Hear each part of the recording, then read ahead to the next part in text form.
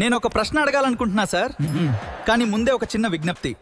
మీ చక్కనైన నోటితో చిక్కనైన బిరుదులు మాత్రం ఇవ్వకండి సార్, ప్లీజ్. టచ్ చేసావు, నా గుండెల్ని టచ్ చేసావు. టచ్ లో ఉండు, ట్రై చేస్తాను. నేనేం చెప్పబోతున్నా, ఎవరికి చెప్పబోతున్నా తెలుసా బాసు? అసలు విషయం చూపిస్తా, మీరే చూడండి.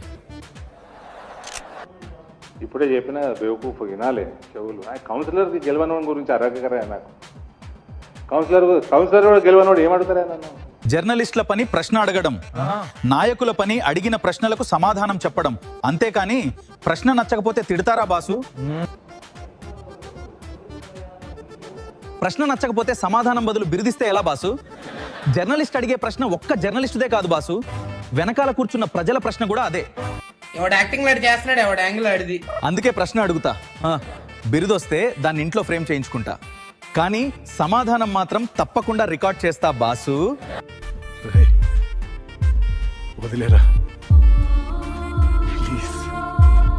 ప్లీజ్. ధర్మపురి అరవింద్ బాసు, ప్రశ్న అడిగితే బేవకూఫ్ అంటారేమోనని నేను బుక్కు పెన్ను ముందుగానే తెచ్చుకున్నా. బఠానీ కవి చురక మంచిదేగా, ప్రజల క్వశ్చన్లకు ఏంటో ఆన్సర్.